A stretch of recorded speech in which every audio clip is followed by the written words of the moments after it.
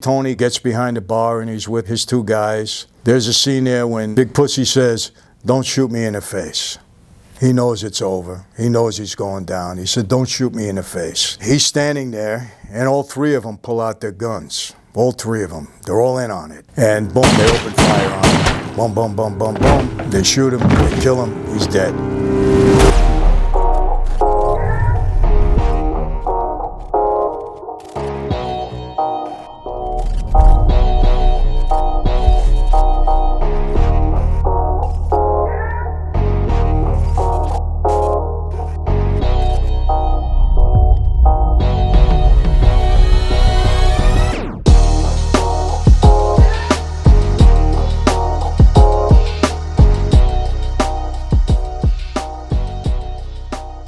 Hey everyone, welcome to another sit down with Michael Franzese. Hope everybody is doing well. And today is another Mob Movie Monday. I know it's a favorite of many of my followers and a lot of new people coming on board. Hope you enjoy this. It's July 5th. We just had our Independence Weekend, July 4th. Hope you had a good one and hope we all celebrated America, the country that we love. We had a great weekend, and today's kind of a holiday because July 4th fell on a Sunday. So hope you're having a relaxing day and hope you get to enjoy what's coming up. Today I chose an episode of The Sopranos, actually season 2, episode 13. It's called The Funhouse. And the reason I did that is because I knew I was going to be sitting down with Vincent Pastore. He played Big Pussy on The Sopranos. He was in it for the first 2 seasons. This is a great episode with him. The other reason I chose this is because there are many parallels to my own life in this episode. And I just thought it was really interesting. So for those 2 reasons, Vincent Pastore, Big Pussy, tremendous actor, one of my favorite in this whole mob genre. He's so authentic. He just nails every role that he plays in when it comes to this genre, the mob genre. So for those 2 reasons, I picked it. I hope you enjoy it. Before I go, I want to thank all you new subscribers, getting up to 600,000. You know we appreciate it. Look for the big giveaway at 1 million if we're fortunate enough to make it there. And thank you. Our inner circle and our crew is growing rapidly. We're now doing some live streams with our crew members and our inner circle. Jump on board. We're going to be promoting it on social media, giving you the time where you can jump in. I think you're going to enjoy it. The community is so satisfying, gratifying to me for all of you that are getting so much out of it. So, michaelfranzese.com, you can jump onto that. So let's get on to the episode. And again, I see so many parallels with my own life, mob life, personal life, with this particular episode. The way it starts out is Tony in confrontation with his mom again. And I think that is built over the 2 seasons here. Again, it reminds me of somewhat of my relationship with my mother. Now, let me make this clear. I love my mother, but we did have a rough relationship at times. She was a very tough, independent woman. She was married to my father, so she had to be. You all know my father. And her and I, we went at it quite a bit throughout my whole life together with her. It wasn't really until the end of her life that things really calmed down. And there's times when I just loved my mother so much, and there's times when it was, and I'm sure many of you have that relationship, whether it be with your mom or dad or somebody in your family. It just happens that way. But this particular relationship really kind of brought me back to my mom, made me think of her a lot, both good and bad. But anyway, it starts out where, another confrontation. Tony's at the house with his mom and he's got to move her out for certain reasons and he's really angry with her and he gives her a couple of tickets to take a plane to go live with her sister in Arizona, I believe. She doesn't want to go. Tony's sister is there. It's just one of those things back and forth. They're confronting one another. In the next scene, they're in Vesuvio's restaurant. Big Pussy is there, Vinny Pastore. A couple of interesting conversations at this table. One of them was about zucchini flowers. Now, I don't know if you know what that is, but as Italians, we knew what that was. That's the flower of the squash, the zucchini, and it's kind of a delicacy, really good. I'll be honest with you, it's not one of my favorite dishes. I've had it before, but they start to talk about that a little bit. That brings me back. And then they start to talk about the different scams, and they're talking about these prepaid calling cards. And that was a big scam back in the day, where you got these prepaid calling cards. and it was cheaper than if you had to go and make a collect phone call. So a lot of guys were on the street selling them, $20, $30, $50. Supposedly you get, a long time calling for practically nothing. It was a big scam, After a while, the time ran out, you didn't get it, but it was all about getting the money up front. Some of the scams that we ran back then, I've probably heard about the pump and dump schemes at the stock market where you inflated the price of a penny stock or a less expensive stock. You were already into it, and then when the stock raised their price to a certain level, you sold out. There really was no value to begin with there, and people lost their money. I got to tell you, mob guys were very intuitive about certain things, and they come up with a lot of different schemes. The gas scheme was, another one, how we defrauded tax. I know you've heard it 1,000 times. You hear it one more time, how we defrauded the government out of tax on every gallon of gasoline. A lot of schemes came up during that time by some of the guys that were kind of creative and innovative. Not everybody, but there were a lot of guys that brought some of these schemes forward. And they talked about that at the table, and Big Pussy was talking about it, and it was just, for me, an interesting conversation. And then afterward, we move on. Tony goes home, and he starts to get sick. And it seems like he got food poisoning. Doesn't really know what it is because it came on him kind of suddenly. He's in bed, and he's getting sick. He starts to get into these different dream sequences. And I think that we see that something was really bothering him, and it starts to come out in his dreams. There was a couple of different sequences during this whole time that he was sick. And I got to tell you this, I don't know if you ever had food poisoning, but I've had it a couple of times. And it's one of the worst things that you could have. If you've never had it, great. If you've had it, you know what I'm talking about. You basically want to die. I mean, nauseous, your head's spinning. There's nothing you can do about it. You're vomiting every 5 minutes. I remember a couple of times that I had it. One time I had it in prison. I was actually in the hole in LA County Jail when they were trying to indict me on this whole other thing that I was already doing time on for my parole violation. LA County, the Organized Crime Strike Force Division, or the Organized Crime Division rather, tried to indict me on it. So I'm in the hole during that time, and I got sick from chicken. As a matter of fact, I had it 3 or 4 times. I got sick from chicken in there. Would never eat it again. Stopped eating as a result of that. But I was so sick during that time, I refused my visit. Now, I never refused my visit. My wife was there, but I knew I couldn't get through it. So I had to tell the hack, the guard, to go tell my wife, I'm just too sick. I couldn't make it out. Told him to tell her I had food poisoning so she would understand. Once or twice I had it on the street. Worst thing ever. So I've had it a couple of times. You don't ever want to get it. So Tony's in bed and he's practically dying. He's getting up, he's going to the bathroom, he's passing wind. I mean, it's a bad thing. His head is pounding. He's totally sick. And as a result, throughout this sickness, for some reason, he's able to fall asleep. I couldn't. And he has this dream sequence. And the first one was really interesting. They all take place on the boardwalk in Atlantic City. And the first one, he's with all of his guys. And he's talking to Paulie Walnuts, and he's telling them, and all the other guys, and he's telling them that he's got terminal cancer and that he's going to die. They're saying to him, we like your decision not to go out that way, not to stretch it out, but he's going to put himself on fire, light a match, and kill himself. And that's what he's talking about in this dream sequence. You don't know where it came from at first. You're saying, what the heck is going on with this guy? But that starts the dream sequence. And then he wakes up again, and he's sick, and Carmela's trying to help him, and he's running to the bathroom. And then he has another dream sequence. And in this sequence, he's seeing the psychiatrist, but not Dr. Melly. It's somebody else. It's a prettier woman that he's in there, and he's telling his troubles to. Again, it's a dream sequence, and we're, again, trying to figure this out. What's going on? Why is he thinking of these things? And then he has another dream sequence, and he's with his psychiatrist. He does mention Big Pussy. So you know that that's on his mind. If you watch some of the prior episodes, you will understand Big Pussy's on his mind because this is his friend. He loves him, he trusts him, he knows him for years.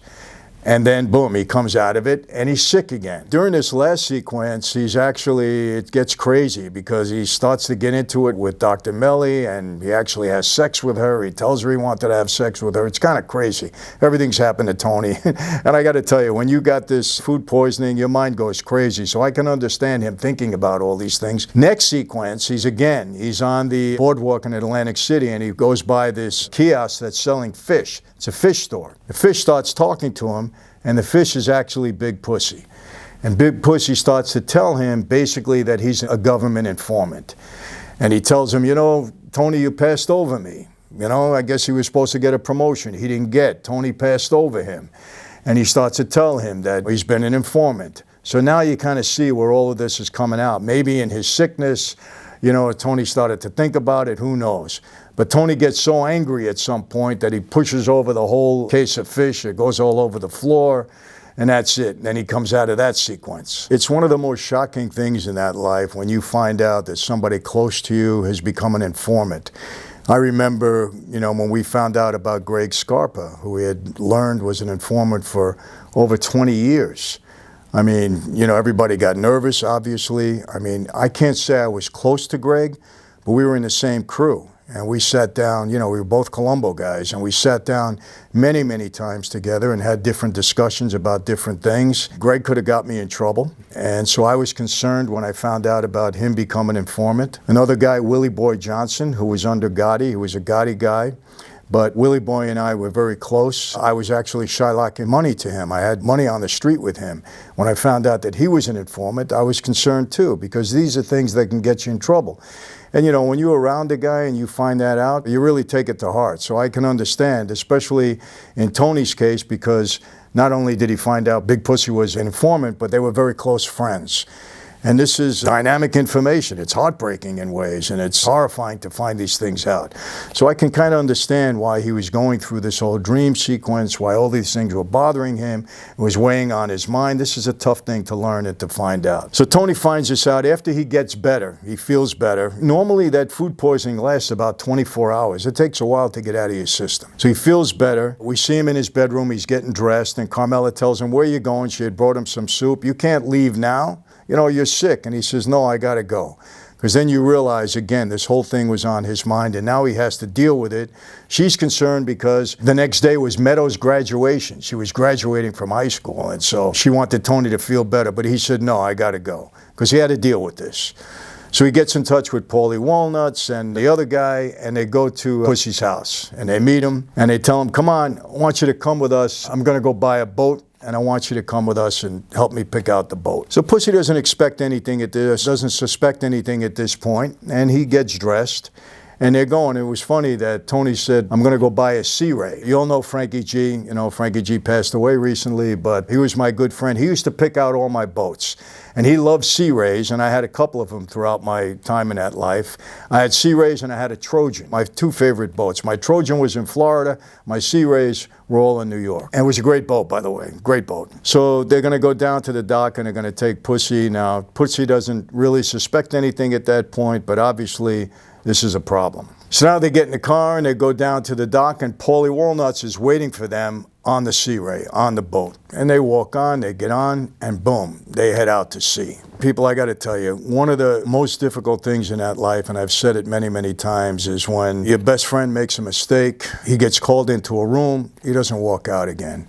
And obviously, if you're part of that life for any amount of time and you're a made guy, you're going to see things like that. You're going to know about it. You're going to witness it. You're going to experience it.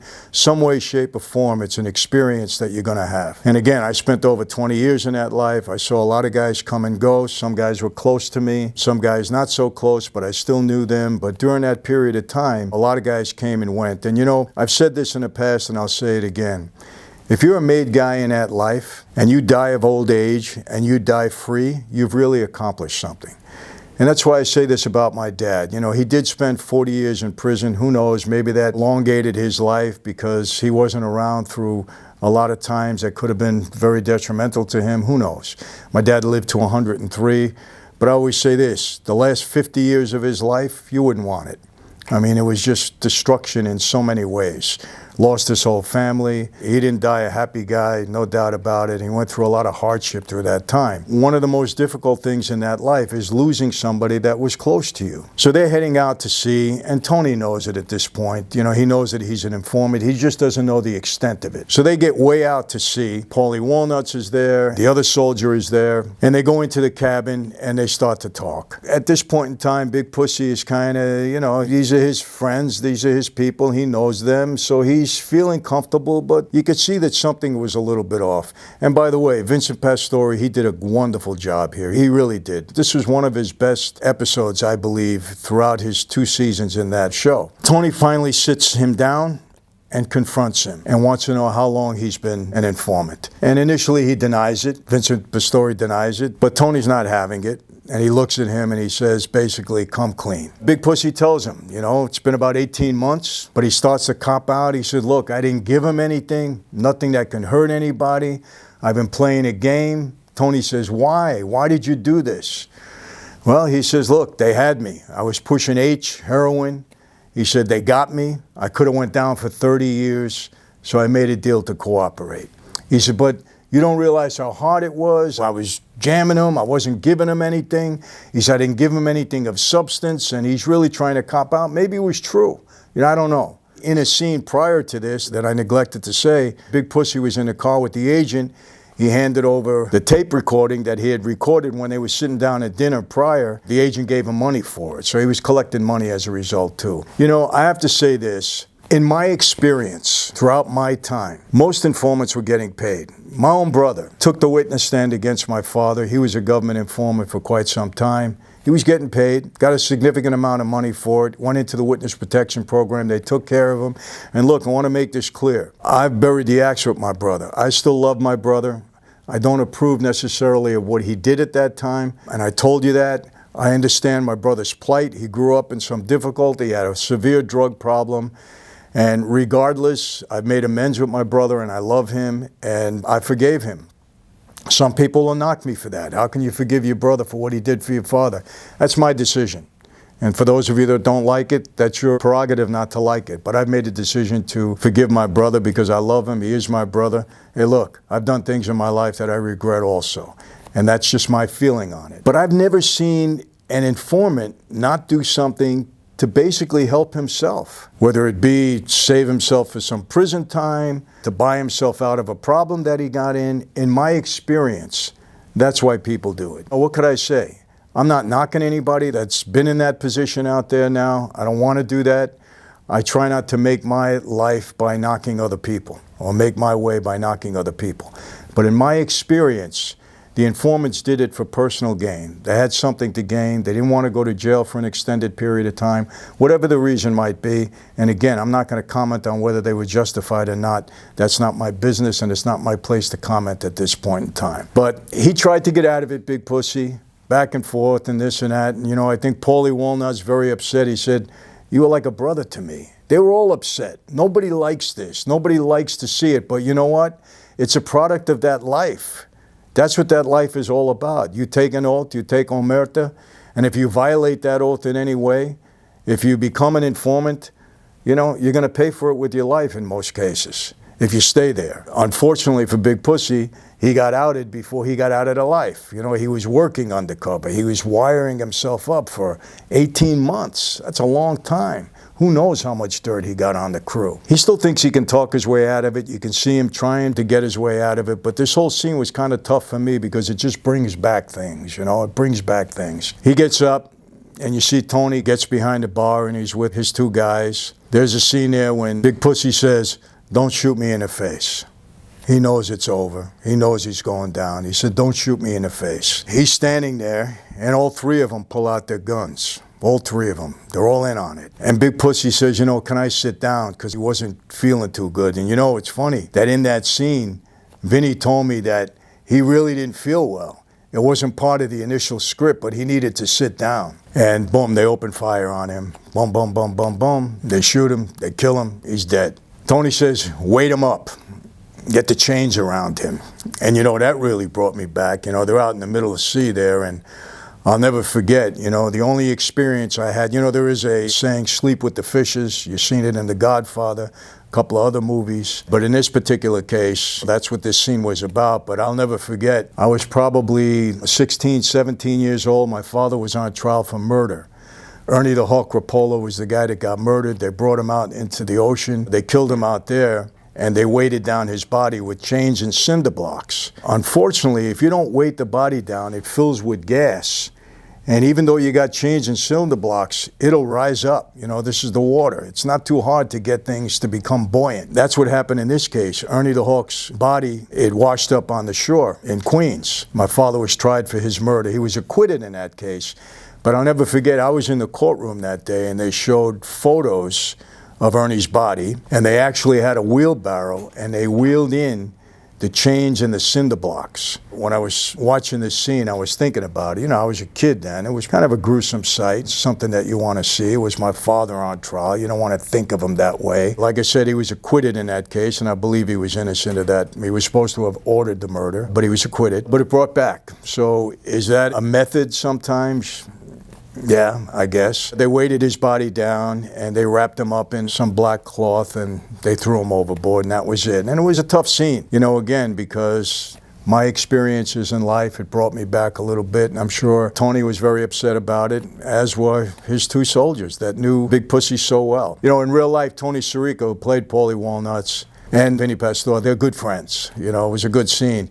And I understood that, well, I'm not going to tell you everything because you're going to see the sit down with Vinny coming up in the next couple of days. So I'm going to let him explain it. But it was a great scene. It was a great episode. And that ends that. And then we cut to another scene. There's Tony's mother. She's at the airport and security comes to her. Make a long story short, the tickets that Tony gave her were stolen tickets, stolen airline tickets. Boy, I remember that. You know, we had just about every fraudulent thing you can have, from counterfeit money to stolen airline tickets to stolen and phony credit cards. We had all of that stuff at that time. I didn't necessarily push them, but they were always coming around from some guy or other was bringing them around. But anyhow, she calls Tony. She lets the security know that her son gave them to her. She gives him right up. I don't think Tony knew. He wouldn't, obviously he didn't know. He's not going to give his mother stolen airline tickets unless he really wanted to put her in a jam, but he had to know that she would give him up, so I'm sure he didn't know it. Next scene, they come to the house early in the morning and they come with a search warrant. They're going to arrest Tony for the stolen tickets because they had searched his car and they find more stolen tickets in there. So Tony gets pinched.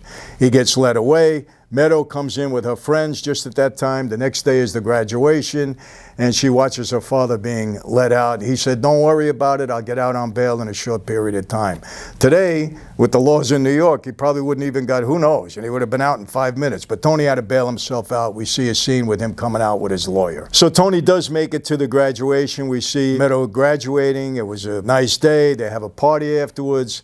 And again, it made me remember my graduation party from high school. I'll never forget. I graduated in '69. My dad threw a huge party for me in the backyard of our house in Long Island. He put up a big tent. We had about 500 people there. All my friends came. What happened after that? We had a great time. He had entertainment there. It was just a great, great, great party that he threw me. Prior to that, he had taken me to for my prom to the Copacabana. We saw Dionne Warwick that night. I had 40 of my friends there. We had a ringside table. It was terrific, right? My dad gave me a lot of perks like that when he was around. Anyway, at my graduation party, everybody had a great time. And then a couple of weeks later, a lot of my friends are coming to me that they got a subpoena to appear in front of a grand jury in Nassau County. As it turns out, the cops were there surveilling. You know, my dad was under 24-hour surveillance at that time. They went to all the cars and they took down a license plate, and the owner of that car got a subpoena to go to the grand jury. In some cases, my friends borrowed the car from somebody else. And the people that got subpoenaed were the owners of the car. They didn't even know my father. They didn't even know why they were there. But anyway, that's the things we had to go through at that time. Fortunately, that didn't happen at Meadow's party. But during that party, Tony is with Christopher, and he tells him he's going to propose him to be made. Now, funny thing, Tony was the boss. He's proposing Christopher because you still got to go through the process. And the process at that time, during my time, was your name would go on a list once you proposed. And it was sent around to all the 5 families, and if there was any objection to your name being on that list, somebody had to speak up. So even the boss had to follow that procedure, and that was correctly shown in this sequence here, that Tony said, I propose you. He didn't say, I'm going to make you. He said, I'm proposing you to be made, because you still have to go through the approval process. Naturally, Christopher says, well, I deserve it. I've been around, and, you know, he kind of boasted about it. So it ends at the party. Meadow is happy. She's graduated. Christopher is happy. He's getting proposed to become a made guy. Unfortunately, Big Pussy is dead, and everything is okay at that point in time. And then we're heading on to season 3, if there was going to be a season 3. And you know what? In this business, sometimes you don't know from one season to the next. You can plan a season 3, and then all of a sudden the network cancels it. But as we know, Sopranos was too good a series and went on for, I think, 86 episodes over, I don't know, close to 10 years. So it was a terrific series. It was a groundbreaking series. It was a series that really led the way for all the tremendous series that followed, and there were so many, there are so many. So that's it. Stay stay tuned for my sit down with Vincent Pastore. You're going to really enjoy it. Going to talk about the series from his perspective. Going to talk about this episode. We got a lot more coming up. We are committed to bringing you good content, and we have some good sit downs coming up. Armand Desante coming up soon. July 23rd, 24th. Looks like I will be in Atlantic City for this big event at Harrah's. 25th year anniversary of the HBO Gotti movie, the movie that I love. You know that. We're going to speak about it with Vincent Pastore. Going to give you his perspective on it. We got a lot more interviews, a lot more sit downs coming up that I know you're going to enjoy. And we got some other things planned. So stay tuned, subscribe, you get inside information. We appreciate all of you that are watching the content. So that's it for today. How do I always leave you? Be safe, be healthy, God bless, and yes, I will see you next time.